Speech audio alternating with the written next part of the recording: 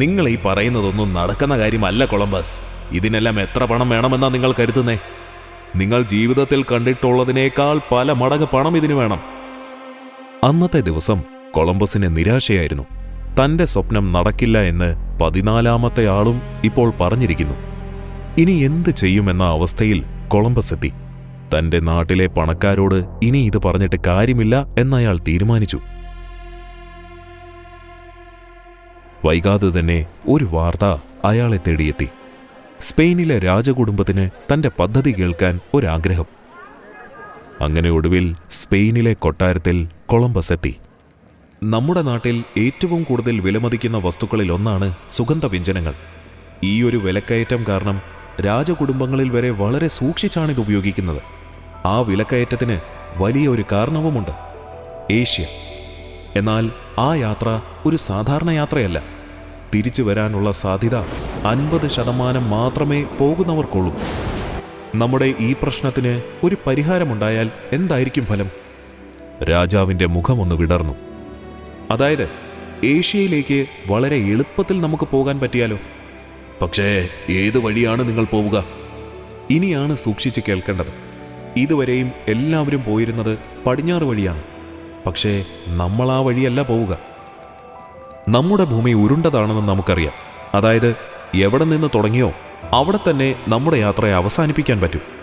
എന്തുകൊണ്ട് നമ്മുടെ യാത്രയ്ക്ക് ഇത് ഉപയോഗിച്ചുകൂടാ?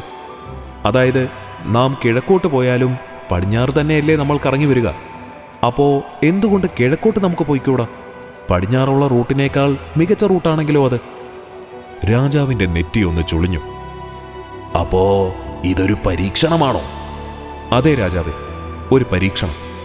എന്നാൽ ഏഷ്യയെ ആദ്യം കണ്ടെത്തിയതും ഒരു പരീക്ഷണത്തിലൂടെ ആയിരുന്നില്ലേ? അവൻ മുന്നോട്ട് കുനിഞ്ഞു. ചരിത്രം സൃഷ്ടിക്കുന്നത് സുരക്ഷിതമായ വഴികളിലൂടെ സഞ്ചരിക്കുന്നവരല്ല, അത് പുതിയ വഴികൾ സൃഷ്ടിക്കുന്നവരാണ്. കൊളംബസിന്റെ ശബ്ദം മണ്ഡപത്തിൽ മുഴങ്ങി. നമുക്ക് ചരിത്രം സൃഷ്ടിക്കാം രാജാവേ. അല്ലെങ്കിൽ മറ്റുള്ളവർ സൃഷ്ടിക്കുന്ന ചരിത്രം വായിച്ചിരിക്കാം. തെരഞ്ഞെടുപ്പ് നിങ്ങളുടേതാണ്. രാജാവ് പതുക്കെ ഒന്ന് പുഞ്ചിരിച്ചു.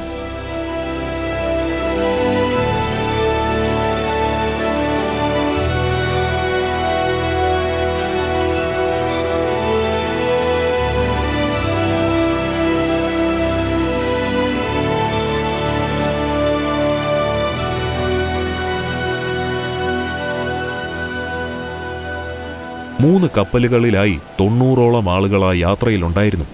ചിലർ പുതിയ കരകൾ കണ്ടെത്തുവാനുള്ള കൗതുകം കൊണ്ട് വന്നതാണെങ്കിൽ മറ്റു ചിലർ കിട്ടാൻ പോകുന്ന പ്രതിഫല തുക മോഹിച്ചു വന്നവരായിരുന്നു.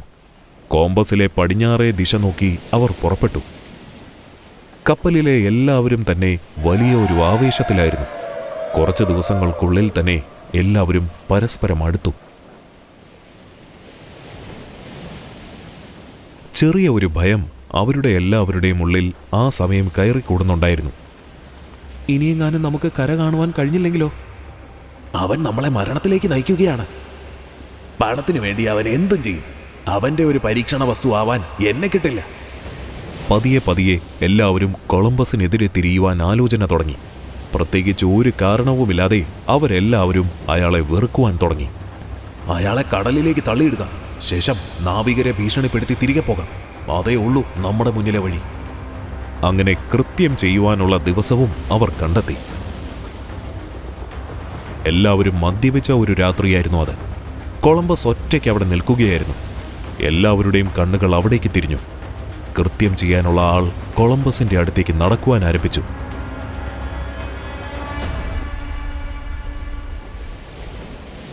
പെട്ടെന്നായിരുന്നു ആ കാഴ്ച അവൻ കണ്ടത്. കൊളംബസ് തന്റെ ആഹ്ലാദം കൂകി വിളിച്ചു, ഇതാണ് നമ്മുടെ സ്ഥലം. അങ്ങനെ കൊളംബസിന്റെ നേതൃത്വത്തിൽ അവർ പതിയെ ഉള്ളിലേക്ക് നടക്കുവാൻ തുടങ്ങി. കാട്ടുവള്ളികളും മറ്റും തള്ളിമാറ്റി അവർ നടന്നു. എന്നാൽ പെട്ടെന്നാണ് അവരാ കാഴ്ച കണ്ടത്.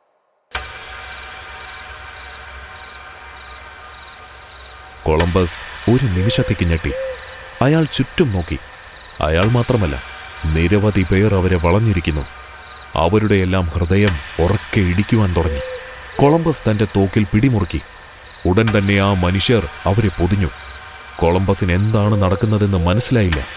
ശേഷം ഒന്നും മിണ്ടാതെ ആ മനുഷ്യർ അവരെ മുന്നോട്ട് കൊണ്ടുപോകുവാൻ തുടങ്ങി. കുറച്ച് സമയത്തിനു ശേഷം അവരാ ഗ്രാമത്തിലെത്തി. അവിടെ ഉണ്ടായിരുന്നവർ കൊളംബസിനെയും കൂട്ടരെയും കൗതുകത്തോടെ നോക്കുന്നത് അദ്ദേഹം ശ്രദ്ധിച്ചു. അവർ തമ്മിൽ എന്തൊക്കെയോ സംസാരിക്കുന്നുണ്ടായിരുന്നെങ്കിലും ഒരു വാക്ക് പോലും കൊളംബസിന് മനസ്സിലായില്ല. ഭയത്തോടുകൂടിയാണെങ്കിലും അന്ന് രാത്രി അവിടെ തങ്ങാൻ അവർ നിർബന്ധിതരായി. എന്നാൽ പിറ്റേ ദിവസം ഒരു വിചിത്ര കാഴ്ച കണ്ടുകൊണ്ടാണ് അവർ കണ്ണു തുറന്നത്. അവരുടെ ചുറ്റും വിശിഷ്ടമായ പഴങ്ങളും ഭക്ഷണവും നിരത്തിവെച്ചിരിക്കുന്നു. ആദ്യ കാഴ്ചയിൽ അവരൊന്ന് അത്ഭുതപ്പെട്ടു. എങ്കിലും ഒരു കാര്യം അവർക്ക് മനസ്സിലായി. ഈ മനുഷ്യർ നമ്മൾ കരുതുന്നത് പോലെ അപകടകാരികളല്ല. ചുറ്റും നോക്കിയപ്പോഴാണ് അവരാ കാഴ്ച കണ്ടത്. ആ മനുഷ്യർ ഒരു പുഞ്ചിരിയോടെ തങ്ങൾ കഴിക്കുന്നത് നോക്കി നിൽക്കുന്നു. കൊളംബസും സംഘവും ദിവസങ്ങളോളം അവരോടൊപ്പം ചിലവഴിക്കുവാൻ തുടങ്ങി. അവർ ഒരുമിച്ച് മീൻ പിടിക്കുവാനും വേട്ടയാടുവാനും തുടങ്ങി. പഴങ്ങളും മറ്റും ശേഖരിക്കുവാൻ അവർ കൊളംബസിനെയും ഒപ്പം കൂട്ടി. അവരുടെ ഭാഷ പതിയെ കൊളംബസ് മനസ്സിലാക്കുവാൻ ശ്രമിച്ചു. ആ മനുഷ്യർ കൊളംബസിനും സംഘത്തിനുമായി കുടിലുകൾ പണിത് നൽകി. പതിയെ അവരിൽ ഒരാളായി കൊളംബസും സംഘവും മാറി. എന്നാൽ പെട്ടെന്നാണ് കൊളംബസ് അത് ശ്രദ്ധിച്ചത്. അവരുടെ കഴുത്തിൽ ഒരു മാല. അവിടെയുള്ള എല്ലാവരുടെയും കഴുത്തിലും അതുണ്ട്. ഒരു ഞെട്ടലാണ് അയാളുടെ ഉള്ളിൽ വന്നത്. കാരണം അതൊരു സാധാരണ മാലയായിരുന്നില്ല.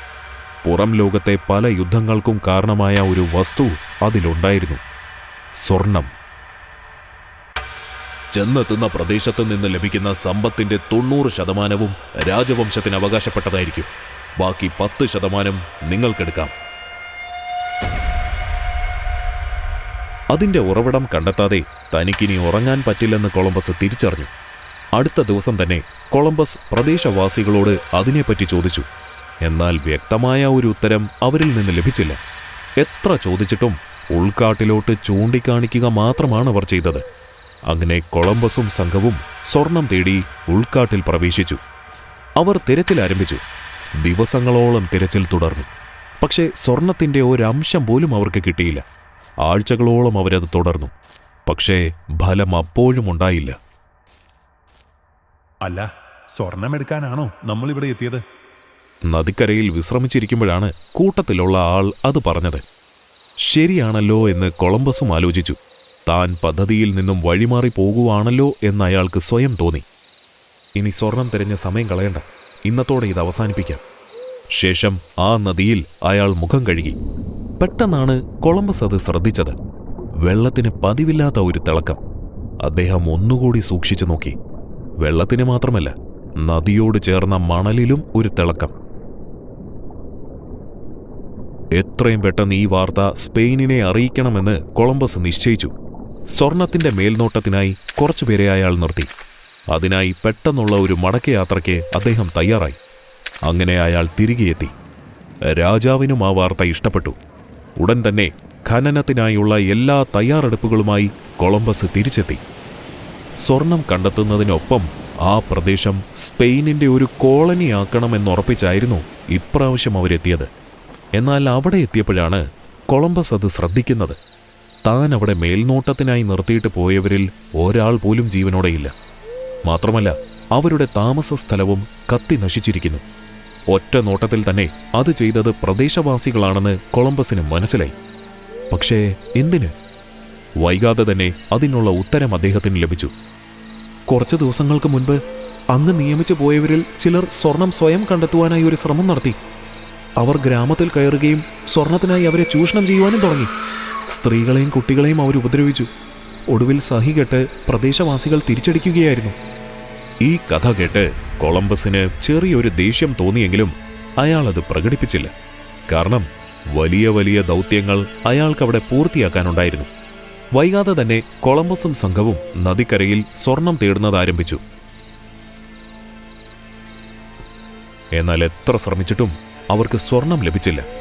സ്വർണം ലഭിച്ചില്ല എന്നത് മാത്രമല്ല, കുഴിക്കാൻ നിന്നവരോരോരുത്തരായി അവശരായി വീഴുവാൻ തുടങ്ങി. നമ്മൾ ഇനി എത്ര ശ്രമിച്ചാലും ഇവരെ കൊണ്ട് ഇതിന് കഴിയുമെന്ന് തോന്നുന്നില്ല. കാരണം ഇവർക്ക് ഈ കാട് അപരിചിതമാണ്. അങ്ങനെ കൊളംബസിന്റെ നിർദ്ദേശപ്രകാരം പ്രദേശവാസികളെ ബലമായി അവർ ജോലി ചെയ്യിപ്പിക്കാൻ ആരംഭിച്ചു. ഇനി മുതൽ ഈ ഭൂമി സ്പെയിനിൻ്റെതാണ്. എല്ലാവരും നാളെ മുതൽ ഒരു നിശ്ചിത അളവ് സ്വർണം എൻ്റെ അടുത്ത് കൊണ്ടുവരണം. കൊണ്ടുവരാത്തവർ കർശനമായ നടപടികൾ നേരിടുന്നതായിരിക്കും. കൊളംബസ് അത് വെറുതെ പറഞ്ഞതായിരുന്നില്ല. അനുസരിപ്പിക്കുവാനായി ഭക്ഷണം വിലക്കി, വീടുകളും മറ്റും നശിപ്പിച്ചു. ദിവസങ്ങൾ കടന്നു പോകുന്തോറും കൊളംബസ് നിയമങ്ങൾ ശക്തമാക്കി. സ്വർണം കൊണ്ടുവരാത്തവരുടെ കൈകൾ വെട്ടിക്കളഞ്ഞു. എന്നാൽ അധികനാൾ ഇത് തുടർന്നില്ല. കൊളംബസിന്റെ ദുർഭരണത്തെപ്പറ്റിയുള്ള വാർത്തകൾ അപ്പോഴേക്കും സ്പെയിനിലും എത്തിയിരുന്നു. തങ്ങളുടെ പുതിയ കോളനി തകർന്നുകൊണ്ടിരിക്കുകയാണോ എന്ന ചിന്ത രാജകുടുംബത്തിനുണ്ടായി. ഉടൻ തന്നെ അവർ അത് ചെയ്തു. കൊളംബസിനെ വിലങ്ങണിയിച്ചു.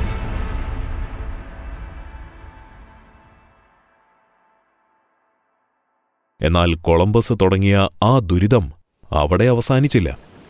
കൊളംബസിന് ശേഷവും നിരവധി കപ്പലുകൾ ആ തീരത്തിൽ വരുവാൻ തുടങ്ങി. അവരുടെ പ്രധാന ലക്ഷ്യവും സമ്പത്ത് കണ്ടെത്തുക എന്നത് തന്നെയായിരുന്നു. അങ്ങനെയിരിക്കെയാണ് അമേരിഗോ വെസ്പൂച്ചി എന്നൊരാൾ ആ പ്രദേശത്തെത്തുന്നത്.